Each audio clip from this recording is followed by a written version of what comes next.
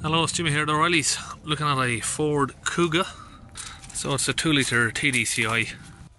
Okay, so we have this symbol here, engine malfunction. It's in limp mode. Let's start it up.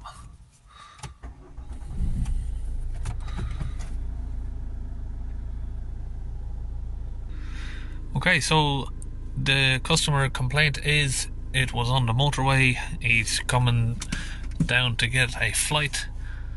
On the motorway, it went into limp mode.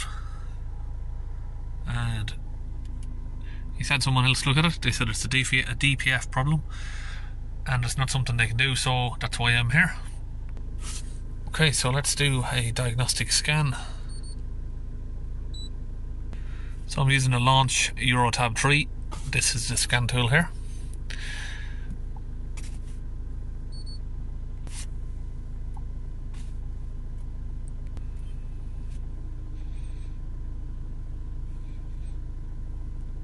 Power control module.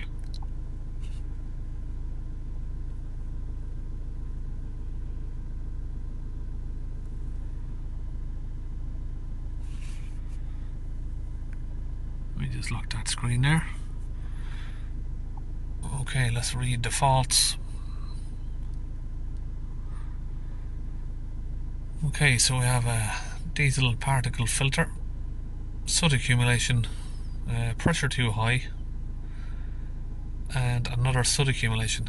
So there doesn't seem to be any other fault codes there, which would mean it's only got blocked up because it's done short driving, I suppose. But he was on the motorway when it happened.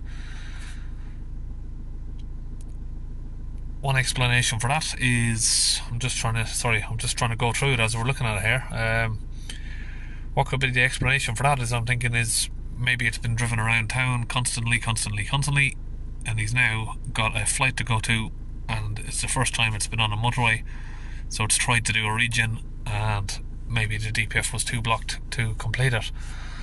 That's just an immediate reaction there that I'd get from what I'm seeing. But let's go to data stream and see what's going on. Okay, so I've got some live data up here.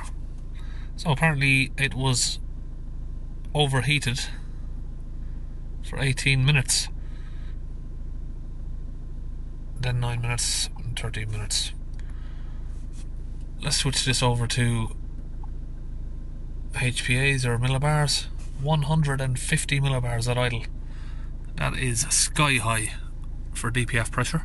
That should be around about 2 to 5 millibars, I'd say, but less than 10 millibars anyway.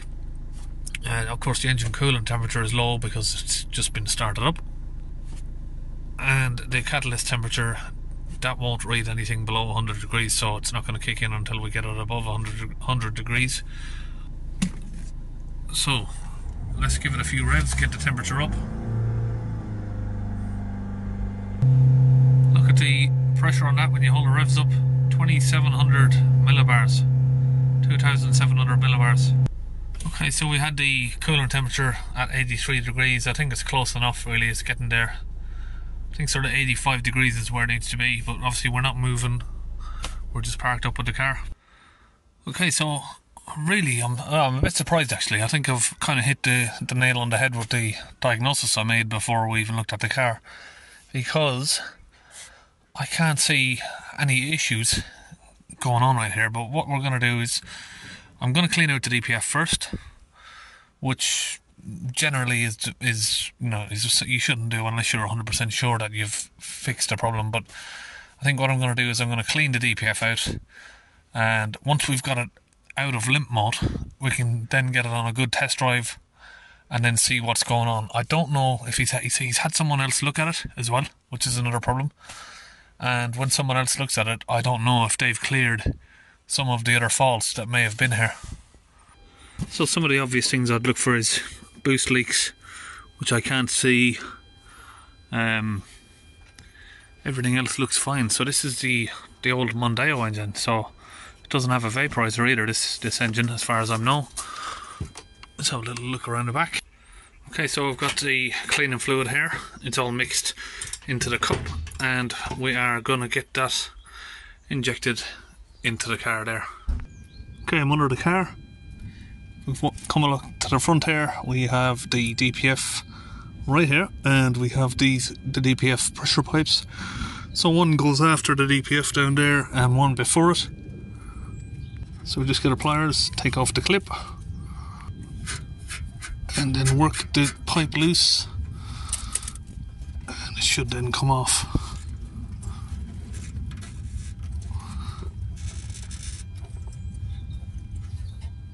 Okay, so got that off. I had to use my two hands there. It's quite stiff.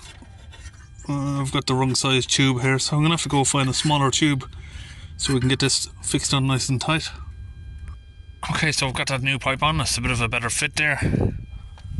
And now I just need to squeeze the trigger. So we just get all of that fluid in there, hold the trigger squeezed.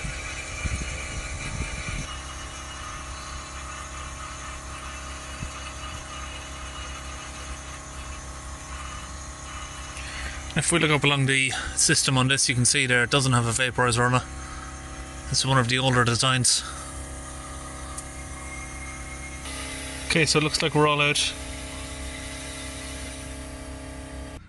Okay, I'm back in the car.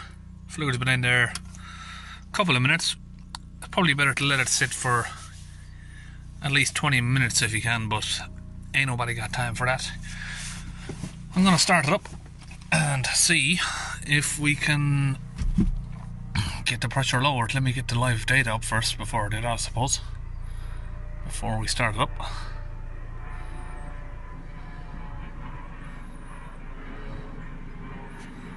Data stream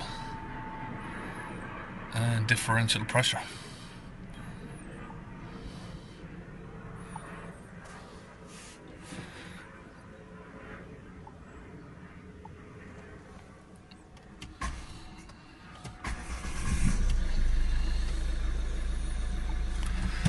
Okay, let's hold the revs up. 5,000 millibars. And we're down to 3,500 millibars. 32, 31, 2,600 millibars.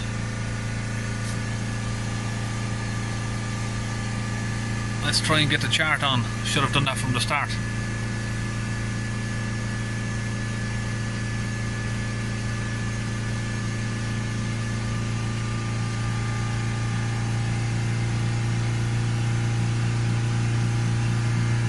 And we're coming down, we're coming down.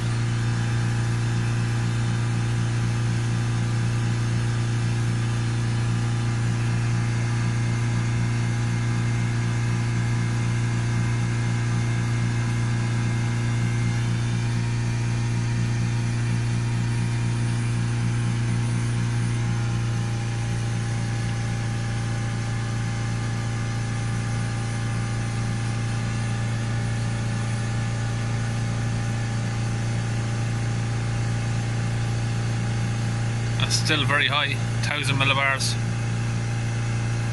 Now remember, we need to get this under 100 millibars. Under 100 millibars to be sort of anyway successful, but ideally you should be looking at around about 50 millibars, 60 millibars if it was a as new condition. Okay, so we've leveled out a bit here. What I'm going to do is let it idle down, see where we are. Okay, I'm going to come back. Now I'm going to get the vehicle out of limp mode just so I can get it down the road, get the turbo working, and hopefully push out some more of that. So reset the particle filter values.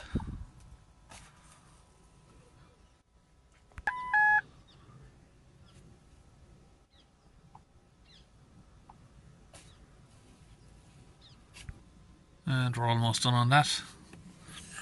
Ignition off. Okay, ignition back on.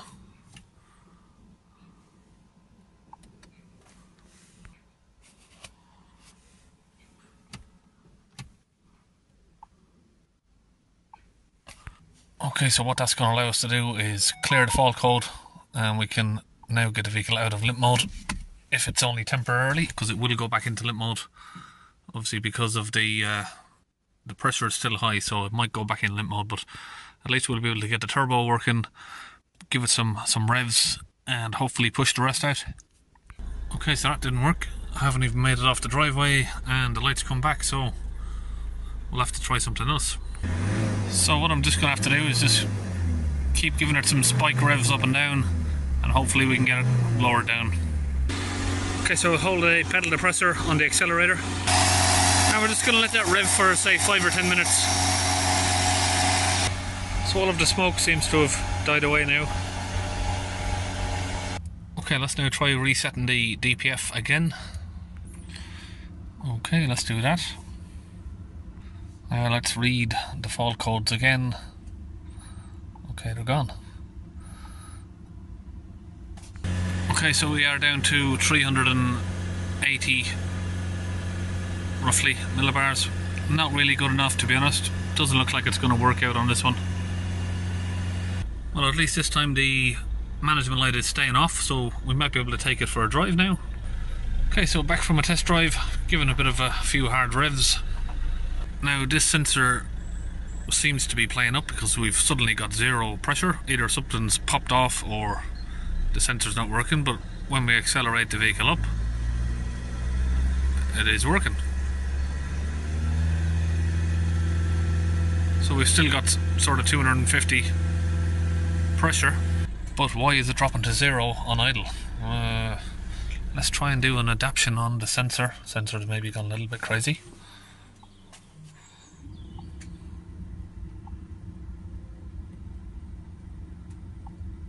Oops, wrong one. So I've reset the particle filter again. I meant to reset the pressure sensor, but we might as well carry on with it now. Okay, adaptation's done on both items. We'll start the car back up again. Read the fault codes. No DTCs there. Let's go to data stream again. The Soot, let's see what the Soot's moved to. If the Soot is moved, oh, we don't have a Soot. Don't have any Soot options on it. Differential pressure. Okay, so adapting the sensor has fixed that issue, but again, it's not a good enough pressure there in the DPF. So unfortunately, it looks like this car is going to need a new DPF at some point. So I think we're going to leave it at that. If the customer wants to go ahead with our new DPF, I'll be happy to fit one. But we're all done. At least, well, we can't win them all, I suppose. We'll still good information, I suppose, on the video, so we'll still post it up, and we'll see you on the next one.